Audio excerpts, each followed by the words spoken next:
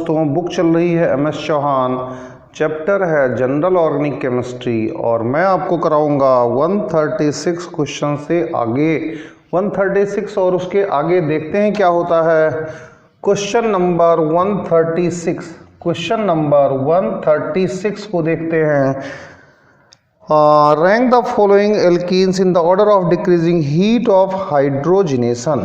दोस्तों heat of hydrogenation में आपको बताता ही रहता हूँ। हीट ऑफ हाइड्रोजिनेशन जो है, हीट ऑफ हाइड्रोजिनेशन वो इन्वर्सली प्रोपोर्शनल होती है स्टेबिलिटी के। इसका मतलब है दोस्तों पहले आप स्टेबिलिटी डिसाइड कर लो, उसके बाद उसका रिवर्स करके हीट ऑफ हाइड्रोजनेशन निकाल दो।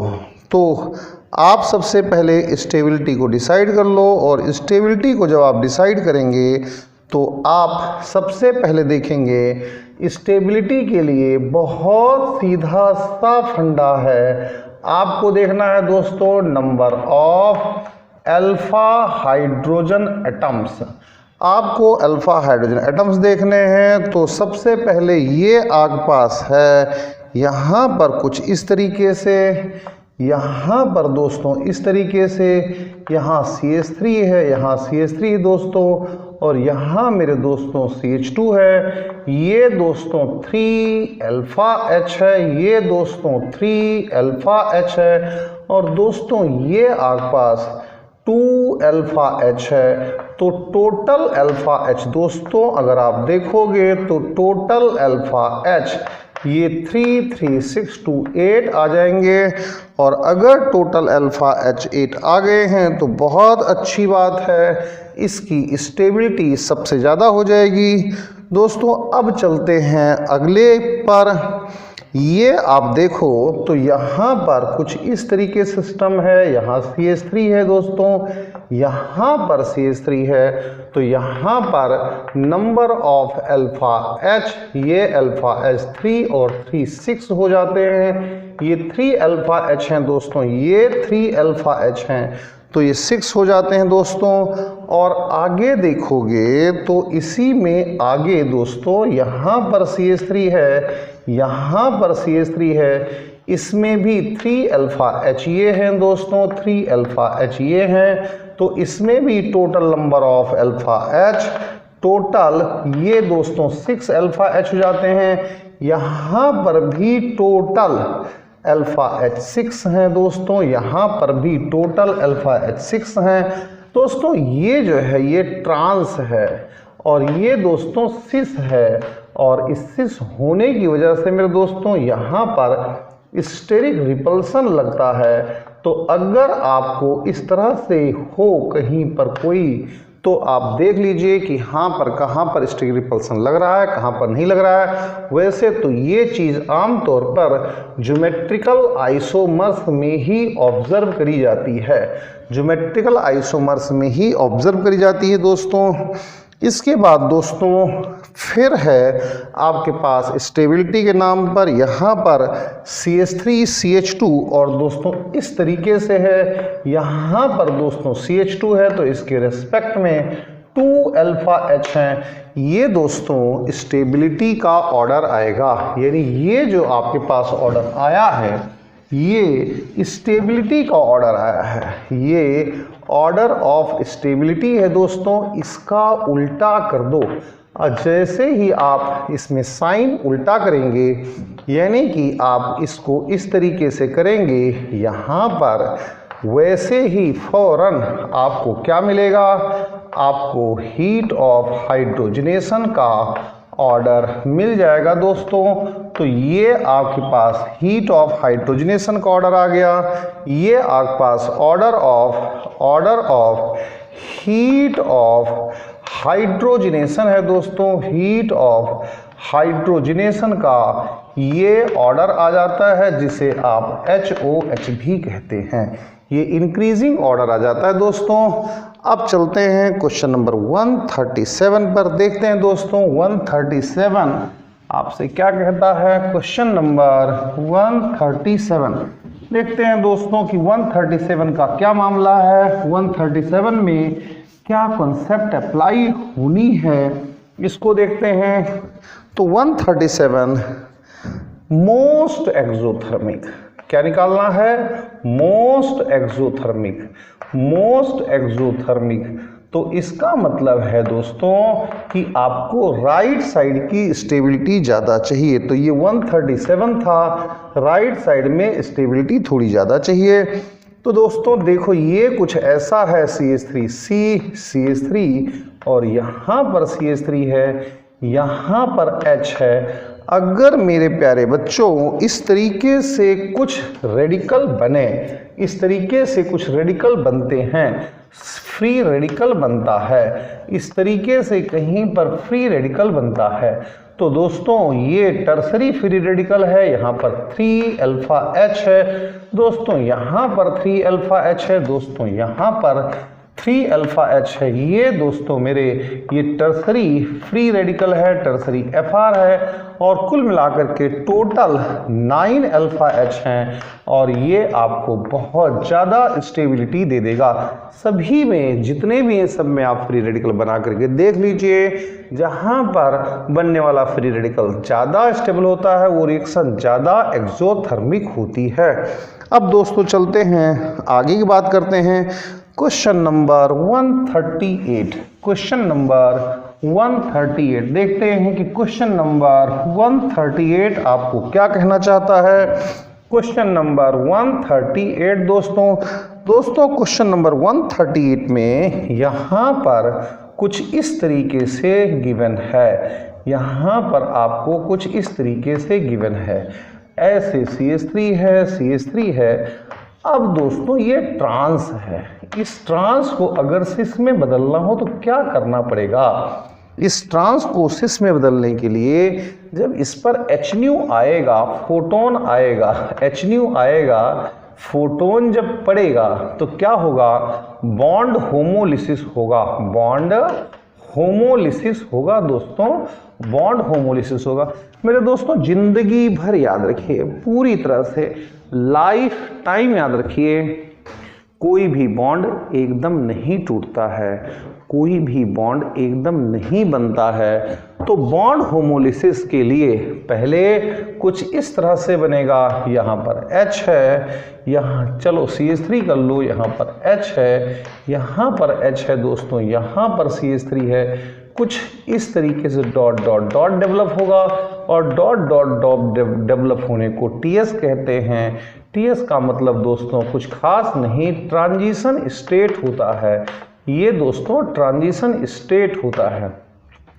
इसके बाद फिर ये दोस्तों इस तरीके से मेरे दोस्तों यहाँ पर ये फ्री रेडिकल जनरेट होगा, ये फ्री रेडिकल जनरेट हो गया। उसके बाद रोटेशन होगा और फिर रोटेशन हो करके ये कुछ बनेगा और ये जब कुछ बन जाएगा इस तरीके से रोटेशन हो करके ये बन जाएगा, यहाँ पर कुछ ऐसा बन जाएगा। उसके बाद जब रोटेशन होकर ये बन जाएगा, उसके बाद फिर दोस्तों दोबारा से फिर ट्रांजिशन स्टेट बनेगा और फिर ट्रांजिशन स्टेट बनेगा तो आप देखो कि यहाँ पर इस तरीके से ट्रांजिशन स्टेट आएगा, CH3 फिर ये ट्रांजिशन स्टेट आएगा और फिर बॉन्ड स्टैगलेट होंगे, बॉन्ड मजबूत होंगे और इस तरीके से बॉन्ड की मजबूती आएगी और यहाँ पर दोस्तों ये सिस में चेंज हो गया जो कि ट्रांस था।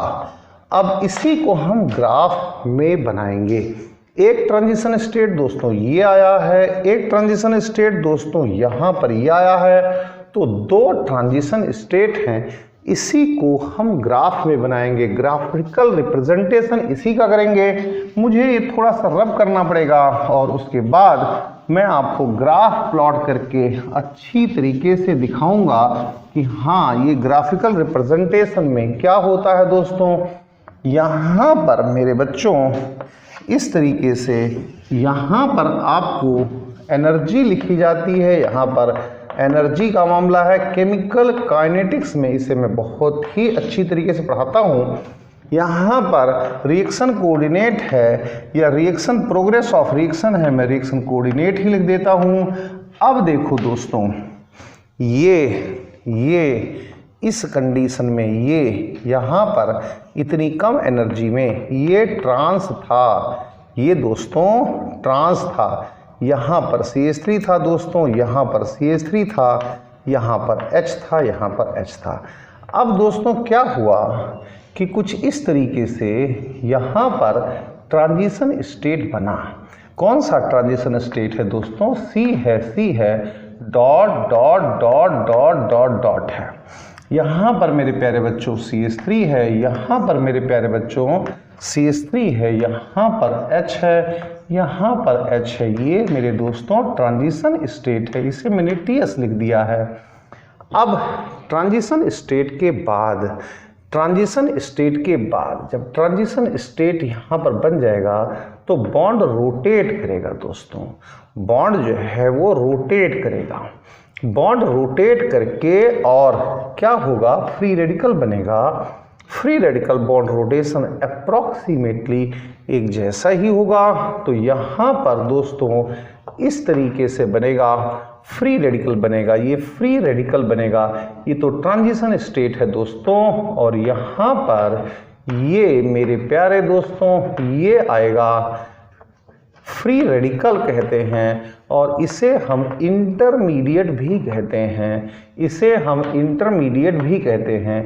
इसके बाद दोस्तों क्या होगा? फिर दोबारा से ट्रांजिशन स्टेट बनेगा, फिर दोबारा से ट्रांजिशन स्टेट बनेगा और फिर ये यहाँ इस तरीके से आएगा, यहाँ पर इस तरीके से आएगा, यहाँ पर प्रोडक्ट बन जाएगा। यहाँ पर ट्रांजिशन स्टेट क्या बनेगा दोस्तों? देखो ये C और C, यहाँ CH3 है, यहाँ पर CH3 है, यहाँ H है, यहाँ पर H है। बॉन्ड एकदम बनने वाला नहीं है। अगर आप कहते हो कि बॉन्ड एकदम बन जाएगा तो बॉन्ड एकदम नहीं बनता है। यहाँ पर बॉन्ड स्टैग्नेट होगा, यहाँ पर दोस्तों बॉन्ड स्टैग्नेट होगा और ये सिस एल्कीन बन करके आ जाएगी। देखो आपको एक और बता दूं कि सिस एल्कीन की जो है स्टेबिलिटी जो होती है, stability of cis is less than किसके आएगा दोस्तों? स्टेबिलिटी ऑफ ट्रांस आएगा। तो इसीलिए आप देखो ट्रांस की जो एनर्जी है वो कम है और सिस की एनर्जी दोस्तों देख लो ये ज़्यादा है, इसीलिए इसको ऐसा रखा जाता है। तो ये ग्राफ आएगा, इस ग्राफ को सिलेक्ट करिएगा। तो इस ग्राफ को जो आप सिलेक्ट करेंगे तो इसमें D वाला आएगा, अप्रॉक्सीमेटली D आएगा। अब चलते हैं दोस्तों 139 पर और देखते हैं कि ये क्वेश्चन नंबर 139 क्या जानना चाह रहा है। क्वेश्चन नंबर 139 क्या जानना चाह रहा है उसको भी हम खंगालने की, देखने की कोशिश करते हैं कि क्वेश्चन नंबर 139 क्या जानना चाह रहा है।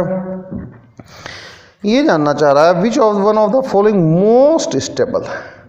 आपको मोस्ट स्टेबल निकालना है, मोस्ट स्टेबल। तो मोस्ट स्टेबल 139 में मोस्ट स्टेबल आयन निकालना चाह रहा है जिसकी स्टेबिलिटी सबसे ज़्यादा हो। मोस्ट स्टेबल आप मेरी लैंग्वेज में समझिए कि जो मैं पढ़ाता हूँ उसमें मेरे बच्चों हम 6 इलेक्ट्रॉन सिस्टम जहाँ भी मिल जाता है, ऐसा कुछ 6 इलेक्ट्रॉन सिस्टम होता है। इस 6 इलेक्ट्रॉन सिस्टम को सेक्सटेट कहते हैं। इस 6 इलेक्ट्रॉन सिस्टम को टोटल नंबर ऑफ इलेक्ट्रॉन्स, अगर टोटल नंबर ऑफ इलेक्ट्रॉन्स ये 6 हैं तो इसको हम सेक्सटेट कहते हैं, इसको हम सेक्सटेट कहते हैं। और मेरे अपनी जो ट्रिक है जिससे मैं पढ़ाता हूँ, सेक्सटेट अभिशाप है, ये भगवान का अभिशाप है, इससे छुटकारा पाना ही है। और मेरे दोस्तों ये जो ऑक्टेट है, 8 इलेक्ट्रॉन जब हो जाते हैं तो उसे मैं ऑक्टेट कहता हूँ।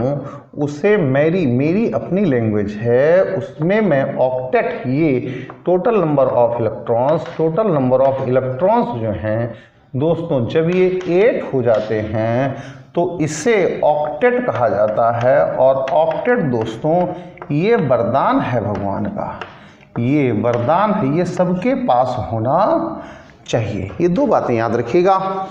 तो अब देखो दोस्तों, जो ए है, ए में सेक्सटेट है। अगर ए को आप देखो बच्चों तो ए में सेक्सटेट है। कहाँ सेक्सटेट है ये भी मैं आपको बता देता हूँ। ये इस पोजीशन पर ये सेक्सटेट है, ये दोस्तों सेक्सटेट है। तो ये तो स्टेबल हो ही नहीं सकता है, ये तो स्टेबल हो ही नहीं सकता है। सेक्सटेट की वजह से ये स्टेबल हो ही नहीं सकता है। आपको मोस्ट स्टेबल, अच्छा बी में भी देख लो दोस्तों।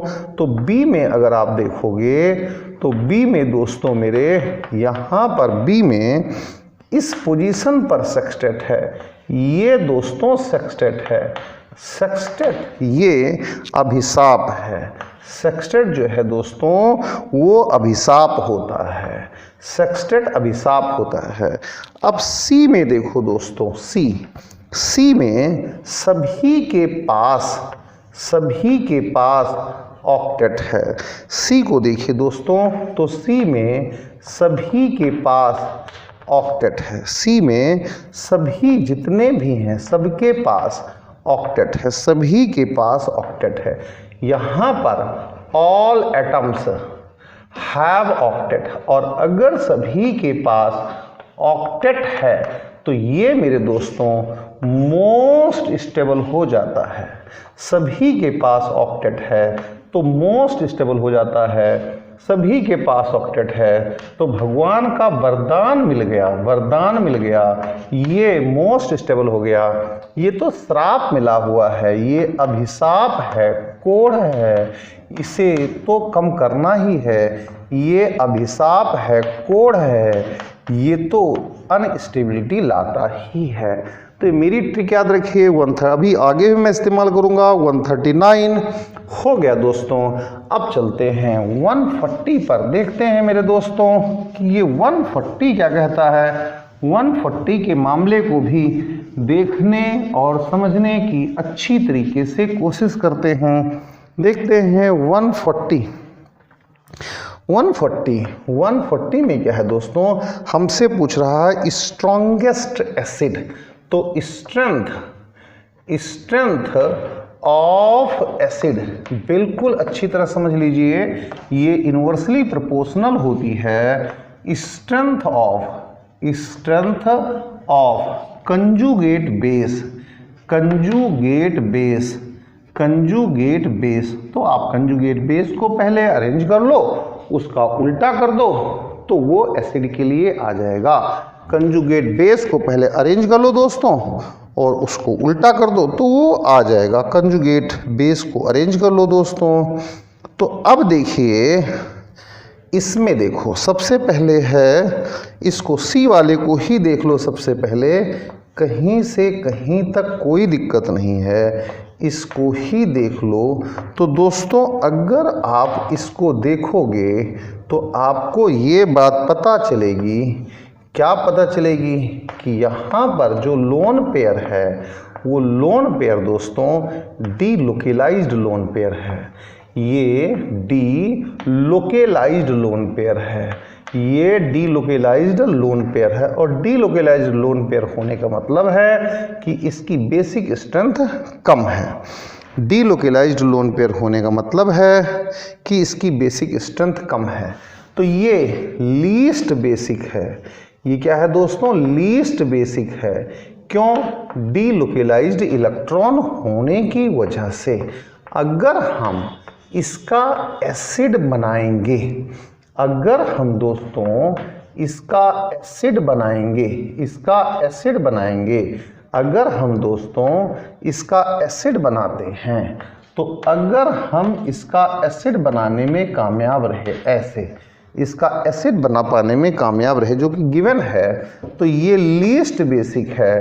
तो ये जो है ये स्ट्रॉन्ग एसिडिक हो जाएगा, ये स्ट्रॉन्ग एसिडिक हो जाएगा। जो कंजुगेट एसिड है वो स्ट्रॉन्ग एसिडिक हो जाएगा, जो कंजुगेट एसिड है वो स्ट्रॉन्ग एसिडिक हो जाएगा। अब चलते हैं दोस्तों 141 पर और देखते हैं मेरे दोस्तों कि 141 क्या कहता है। देखो दोस्तों स्टेबिलिटी ऑफ कैनोनिकल स्ट्रक्चर के लिए, स्टेबिलिटी ऑफ कैनोनिकल स्ट्रक्चर के लिए कुछ चीज़ें बिल्कुल अच्छी तरह से समझ लीजिए। ये आप मेरी अपनी ट्रिक याद करो स्टेबिलिटी ऑफ कैनोनिकल स्ट्रक्चर के लिए, for stability of canonical structure. ये स्टेबिलिटी ऑफ कैनोनिकल स्ट्रक्चर्स के लिए ये मेरी ट्रिक याद करिए आप। क्या है? ऑक्ट एंड कैट नीनी पोपो, ऑक्ट एंड कैट नीनी पोपो, ये ट्रिक आप याद करो, आपको इससे क्वेश्चन सारे होंगे। ऑक्ट का मतलब है ऑक्टेट, सभी का ऑक्टेट पूरा होना चाहिए, सबसे ज़्यादा स्टेबल। कैट का मतलब है दोस्तों चार्ज सेपरेशन, इसका मतलब होता है दोस्तों charge separation. Charge separation, charge separation का मतलब है दोस्तों यहाँ पर distance between opposite charges, distance between opposite charges.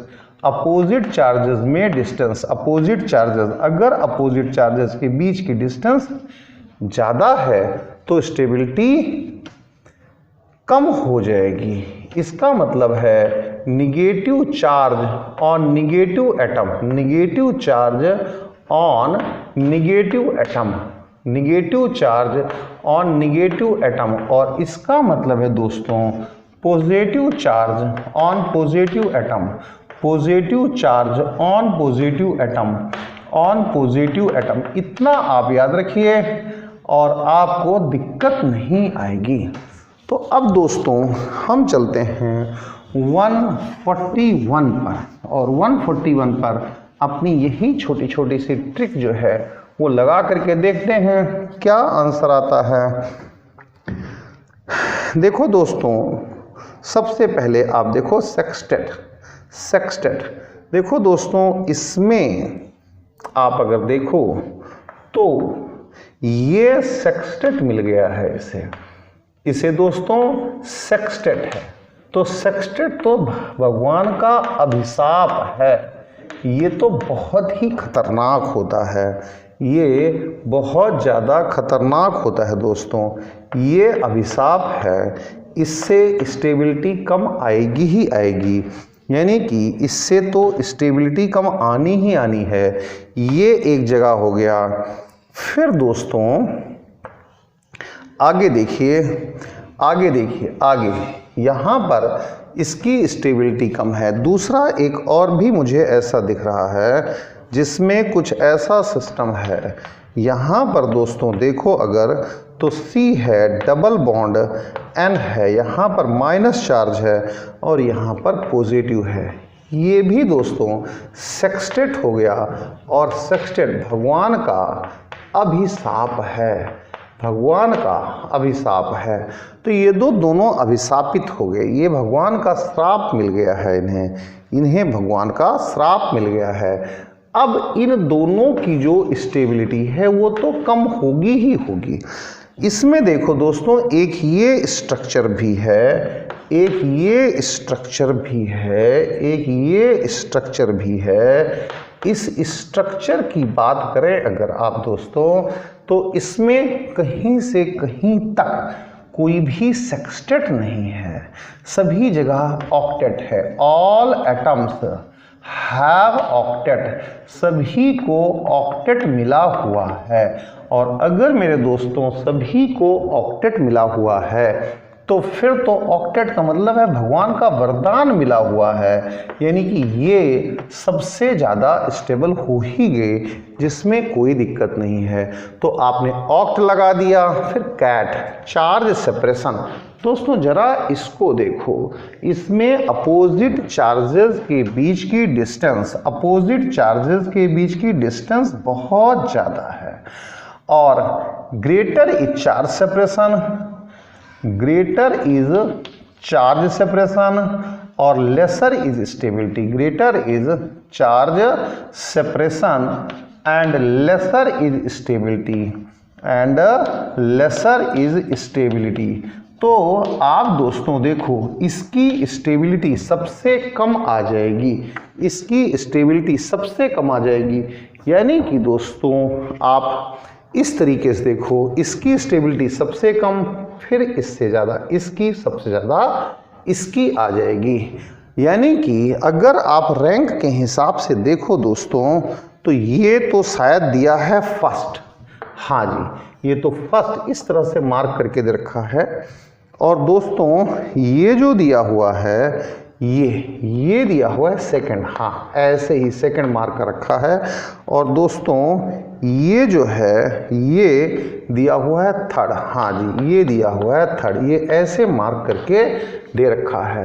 यानी थर्ड जो है दोस्तों वो सबसे कम हो गया, फिर सेकंड हो गया दोस्तों, और फिर फर्स्ट हो गया मेरे दोस्तों। ये आपका आंसर आ जाता है, ये आपका आंसर आ जाता है। जिसको ऑक्टेट मिला है वो सबसे ज़्यादा स्टेबल हो जाएगा। यहाँ भी सेक्सटेट था, यहाँ भी सेक्सटेट था, यहाँ पर greater is charge separation, lesser is stability.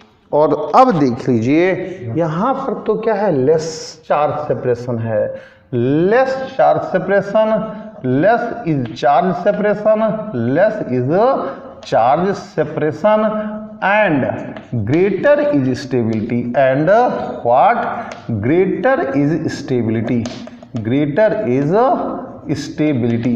ये दोस्तों आप अप्लाई कर दीजिएगा। तो मेरे हिसाब से ये क्वेश्चन आपको समझ में आ गया होगा। ये था 141। अब दोस्तों हम चलते हैं 142 पर और देखते हैं कि हाँ ये 142 क्या कहता है। 142 पर चलते हैं, देखते हैं दोस्तों कि ये 142 क्या कहता है। 142 में भी रिलेटिव स्टेबिलिटीज़ ही निकालनी है हमें दोस्तों, इसमें भी रिलेटिव स्टेबिलिटीज़ ही निकालनी है और कहीं से कहीं तक कुछ नहीं करना है। तो अब दोस्तों इसमें देखो आप, यहाँ पर दोस्तों CH3 है, यहाँ डबल बॉन्ड है, यहाँ डबल बॉन्ड है, यहाँ पर दोस्तों C है, ट्रिपल बॉन्ड N है दोस्तों, और यहाँ पर दोस्तों O माइनस है। यहाँ पर देखिए all atoms have octet, all atoms have octet, सभी के पास ऑक्टेट है, यानी सभी को भगवान का वरदान मिला हुआ है, सभी को भगवान का वरदान मिला हुआ है, सभी के पास ऑक्टेट है, कहीं कोई दिक्कत नहीं है। अब दोस्तों जरा चलिए, यहाँ पर कुछ ऐसा है, डबल बॉन्ड O है और यहाँ पर डबल बॉन्ड C है, यहाँ पर डबल बॉन्ड N और यहाँ माइनस है। अब दोस्तों जरा इसको देखो, यहाँ पर भी all atoms have octet, all atoms have octet, यहाँ पर भी सभी को ऑक्टेट मिला हुआ है, कहीं कोई परेशानी नहीं है। अब अगले पर चलो दोस्तों, यानी सभी को भगवान का वरदान मिला हुआ है, वरदान मिलने में कोई परेशानी नहीं है। अब आप आगे चलिएगा, एक और इस तरीके से दिया है, यहाँ पर कुछ ऐसे डबल बॉन्ड O और इसके बाद यहाँ इस पर माइनस चार्ज है, कार्बन पर माइनस चार्ज है, यहाँ C ट्रिपल बॉन्ड N है, ऐसा कुछ है। कार्बन पर माइनस चार्ज है, कार्बन पर माइनस चार्ज है दोस्तों, कार्बन पर माइनस चार्ज है, कार्बन पर माइनस चार्ज है। हालांकि all atoms have octet, all atoms have octet, सभी के पास भगवान का वरदान मिला हुआ है, वरदान भगवान के मिलने में कोई दिक्कत नहीं है। तो अब दोस्तों कैसे डिसाइड करोगे? नी पोपो, निगेटिव चार्ज निगेटिव पर होना चाहिए। इलेक्ट्रोनिगेटिविटी ऑफ ऑक्सीजन जो होती है दोस्तों वो 3.5 होती है। इलेक्ट्रोनिगेटिविटी ऑफ नाइट्रोजन जो होती है दोस्तों वो 3 होती है, और इलेक्ट्रोनिगेटिविटी ऑफ कार्बन जो होती है दोस्तों 2.5 होती है। यानी कि इस पर जो चार्ज है वो ज़्यादा अच्छी तरह से है, यहाँ पर इसकी चार्ज को होल्ड करने की ताकत ज़्यादा है, इसकी चार्ज को होल्ड करने की ताकत कम है, और इसकी चार्ज को होल्ड करने की ताकत सबसे ही कम है। इसी के बेस पर हम लिख सकते हैं दोस्तों charge holding capacity, charge holding capacity किसकी ज़्यादा है? ऑक्सीजन की सबसे ज़्यादा, फिर नाइट्रोजन की, फिर कार्बन की। और कौन सा चार्ज दोस्तों? निगेटिव चार्ज होल्डिंग कैपेसिटी की बात चल रही है। इस तरीके से ये ऑर्डर आ जाएगा। अब दोस्तों आगे की बात करते हैं। आगे क्या है मेरे दोस्तों? 143 में क्या है? Which of the following isomeric most acidic. दोस्तों क्या है? मोस्ट एसिडिक, ज्यादा एसिडिक कौन है? मोस्ट एसिडिक कौन है? ज्यादा एसिडिक कौन है? मोस्ट एसिडिक कौन है? मोस्ट एसिडिक जो है वो कौन है? जरा इसको देखो दोस्तों, मोस्ट एसिडिक कौन है? देखो दोस्तों, ये जो है आपका रिंग है और यहाँ पर ये 5 मेंबर रिंग है, कुछ इस तरीके से 5 मेंबर रिंग है। यहाँ पर है दोस्तों, और ये है दोस्तों, और इस तरीके से ये है, ऐसा है। और यहाँ पर दोस्तों आपको मिला हुआ है क्या? CH3।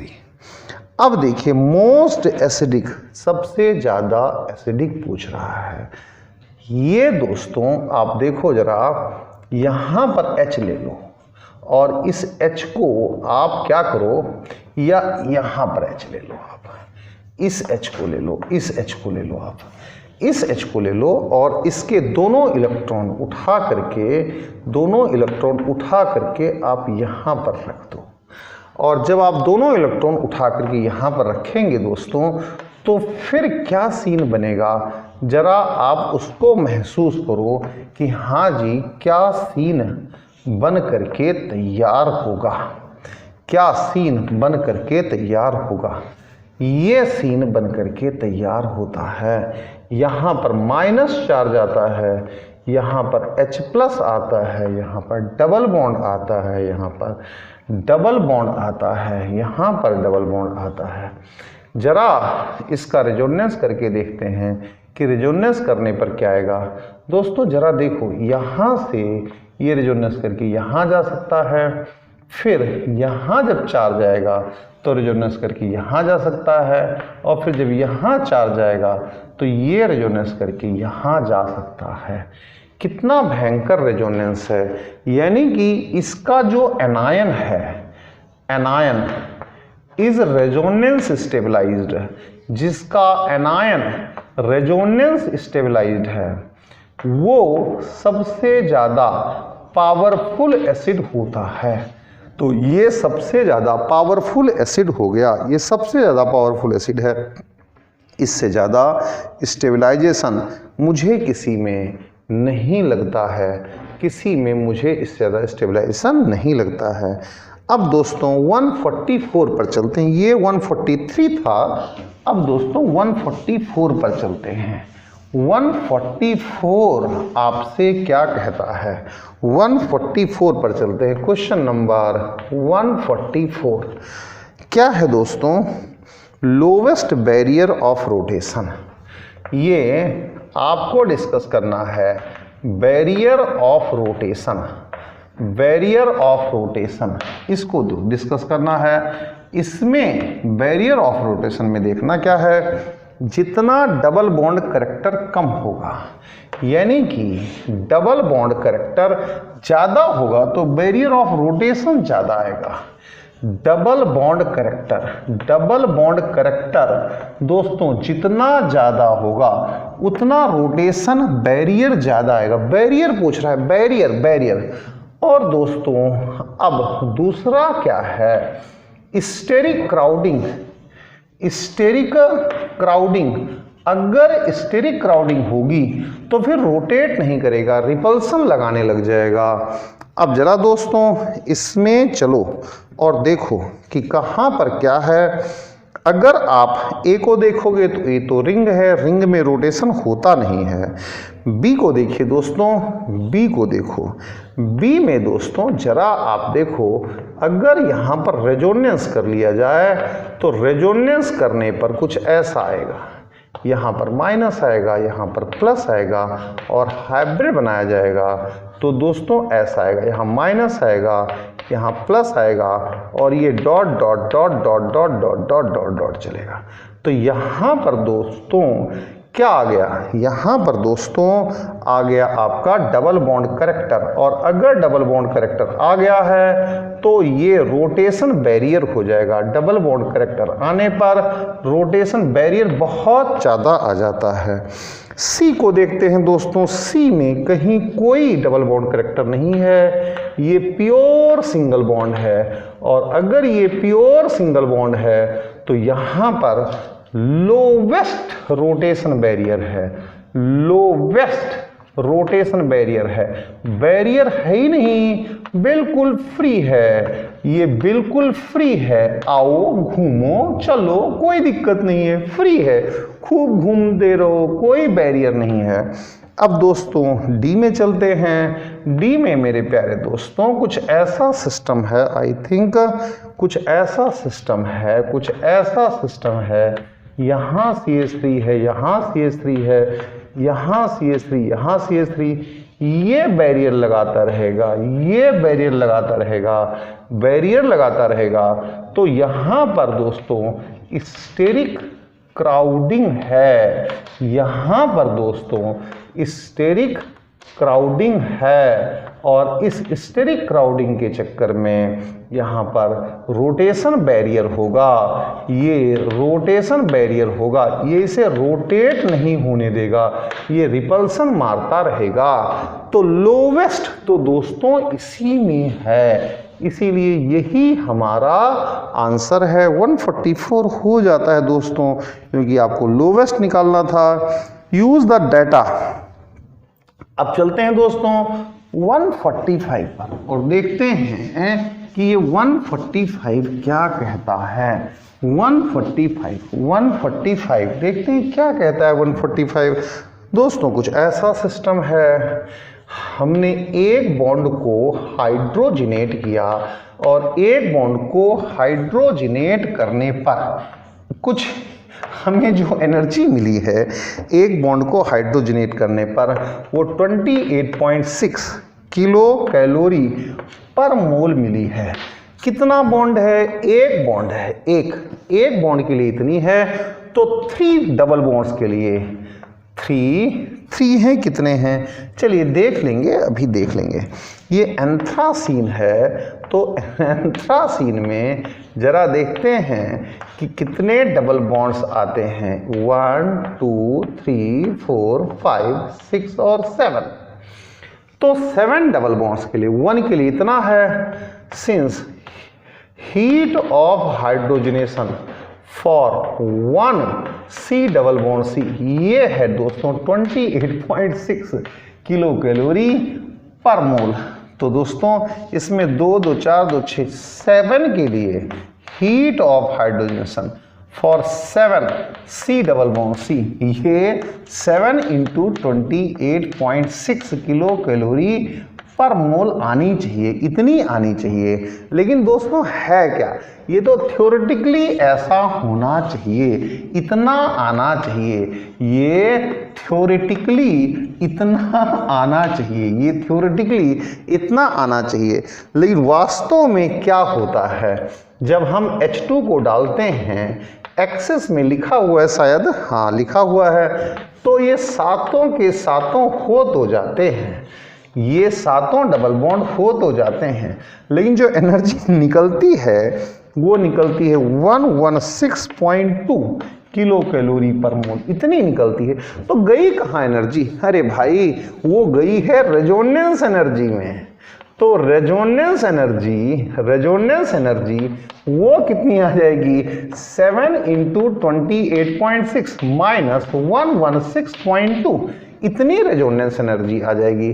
कैलकुलेशन कर लीजिए और कैलकुलेशन करेंगे तो आंसर आपके पास 84 के अप्रॉक्सीमेटली आएगा। अब दोस्तों चलते हैं 146 पर। 146 देखते हैं कि हाँ जी ये 146 क्या कहता है। 146 पर चलते हैं और देखते हैं दोस्तों कि ये 146 क्या कहता है। हम चलते हैं 146 पर कि 146 क्या कहता है।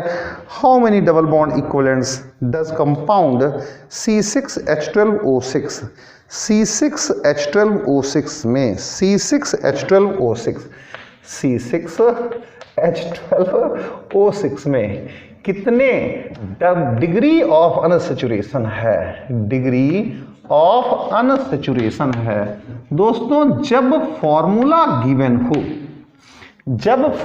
गिवन हो तो डिग्री ऑफ अनसैचुरेशन कैसे निकाला जाता है? दो तरीके हैं डिग्री ऑफ अनसैचुरेशन निकालने के लिए।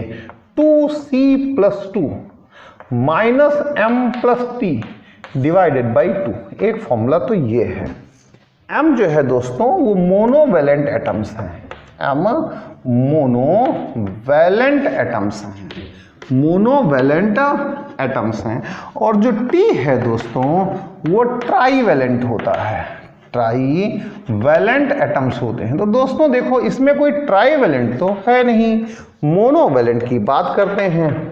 कार्बन कितना है? 6 है दोस्तों, 6 रख दिया +2। मोनोवैलेंट कितना है दोस्तों? 12 है, 12 डिवाइडेड बाई 2। 6 दूनी 12 +2 -12 डिवाइडेड बाई 2, इससे ये कैंसिल हो गया, 1 आ गया।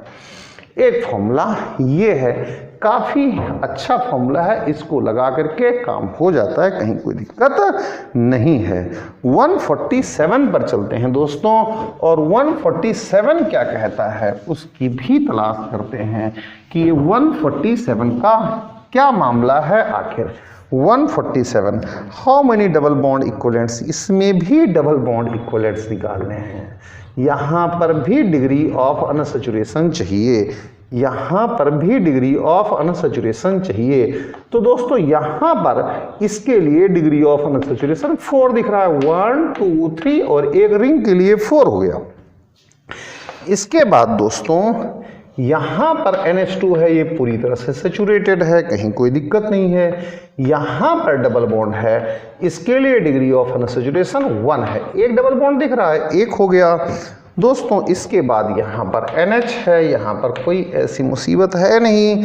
अब दोस्तों इसके बाद यहाँ पर कुछ ऐसा सिस्टम बना हुआ है, यहाँ पर N है और ये ऐसा सिस्टम बना हुआ है, इसके लिए डिग्री ऑफ अनसैचुरेशन 1 है, इस रिंग के लिए डिग्री ऑफ अनसैचुरेशन 1 है। अब दोस्तों आगे चलते हैं, यहाँ पर सल्फर है, यहाँ पर कार्बन है और ये इस तरीके से कुछ है, कोई दिक्कत नहीं, ऐसे है। और यहाँ पर दोस्तों C डबल बॉन्ड O और OH है, तो यहाँ पर इसके लिए डिग्री ऑफ अनसैचुरेशन 1 है, इस रिंग के लिए डिग्री ऑफ अनसैचुरेशन 1 है। तो टोटल अगर आप देखो तो टोटल कितना आ जाएगा, यहाँ पर 4, यहाँ पर 1, यहाँ पर 1, यहाँ पर 1, यहाँ पर 1, यहाँ पर 1, तो 4 5 6 7 8 9 आएगा दोस्तों, 9 आएगा। अब मेरे दोस्तों 148 पर चलते हैं और देखते हैं कि क्वेश्चन नंबर 148 क्या कह रहा है। देखते हैं दोस्तों क्वेश्चन नंबर 148 क्या कह रहा है। 148 में दोस्तों यहाँ पर OS है और यहाँ डबल बॉन्ड O है, यहाँ पर डबल बॉन्ड O है, यहाँ पर डबल बॉन्ड O है, यहाँ पर डबल बॉन्ड O है। इस डबल बॉन्ड से -2 इसे, +2 इसे, इस डबल बॉन्ड से -2 इसे, +2 इसे, इस डबल बॉन्ड से -2 इसे, +2 इसे, इस डबल बॉन्ड से -2 इसे, +2 इसे। तो total oxidation number of osmium, OS होता है दोस्तों ओस्मियम, ये आ गया +8, ये आ गया दोस्तों +8। अब ये रिएक्शन कर रहा है और रिएक्शन के बाद किसी चीज़ में ये चेंज हो रहा है। किस में चेंज हो रहा है दोस्तों? कुछ ऐसे चेंज हो रहा है, कुछ ऐसे चेंज हो रहा है दोस्तों। यहाँ पर O है, यहाँ पर O है, यहाँ पर दोस्तों OS है, यहाँ पर डबल बॉन्ड है और यहाँ पर दोस्तों डबल बॉन्ड है। इस डबल बॉन्ड के लिए -2 इससे, +2 इससे, इस डबल बॉन्ड के लिए -2 इससे, +2 इससे, इस सिंगल बॉन्ड के लिए -1 इससे और +1 इससे, इस सिंगल बॉन्ड के लिए -1 इससे और +1 इससे। इनका सबका सम टोटल कितना आता है? टोटल ऑक्सीडेशन नंबर यहाँ पर +6 आती है। यही निकालना था कितना ऑक्सीडेशन नंबर है। अब चलते हैं दोस्तों क्वेश्चन नंबर 149 पर, देखते हैं कि क्वेश्चन नंबर 149 क्या कहता है। क्वेश्चन नंबर 149, क्वेश्चन नंबर 149 में क्या है दोस्तों? आपको आइडेंटिफाई करना है most acidic hydrogen. Most acidic hydrogen, इसके लिए मैंने आपको सीधा सिस्टम बताया था। क्या सिस्टम बताया था दोस्तों? Electron withdrawing group. ये दोस्तों -m है। Electron withdrawing group, electron withdrawing group, ये दोस्तों -m है, -m है। इलेक्ट्रॉन विड्रॉइंग ग्रुप की बात करी थी मैंने, इलेक्ट्रॉन विड्रॉइंग ग्रुप की बात करी थी मैंने, इलेक्ट्रॉन विड्रॉइंग ग्रुप की बात करी थी मैंने, इलेक्ट्रॉन विड्रॉइंग ग्रुप की। तो मेरे दोस्तों यहाँ पर जो H है ये वाला, यही मोस्ट एसिडिक होगा। क्यों? क्योंकि इसे इन दो का सपोर्ट मिल रहा है, इन दो का, इसका और इसका, दोनों का सपोर्ट मिल रहा है, इसलिए मोस्ट एसिडिक हो जाएगा। अब चलते हैं दोस्तों क्वेश्चन नंबर 150 पर और देखते हैं कि क्वेश्चन नंबर 150 आपसे क्या चाहता है। Question number 150, which of the following has most acidic hydrogen? Most acidic hydrogen कहाँ है? ये 150 पर पहुंच गया हूँ दोस्तों। ये आपके पास मोस्ट एसिडिक हाइड्रोजन, तो most acidic hydrogen, most acidic hydrogen दोस्तों, मैंने वीडियो लेक्चर्स मेरे थ्योरी के भी पढ़े हुए हैं। अगर यहाँ पर माइनस चार्ज बनेगा तो यहाँ पर वैकेंट d ऑर्बिटल्स हैं, वैकेंट d ऑर्बिटल्स हैं। इन वैकेंट d ऑर्बिटल्स के साथ ये रेजोनेंस करेगा, इसे d ऑर्बिटल रेजोनेंस कहते हैं, d ऑर्बिटल रेजोनेंस कहते हैं। आप लोग एक बार ये वीडियो लेक्चर्स और पढ़े हुए हैं, उन्हें देख लो। यहाँ पर ये d ऑर्बिटल रेजोनेंस कर रहा है, इसके पास भी वैकेंट d ऑर्बिटल्स हैं और ये आपके पास यहाँ भी रेजोनेंस कर सकता है, इसीलिए यहाँ का जो हाइड्रोजन है वो मोस्ट एसिडिक हाइड्रोजन है।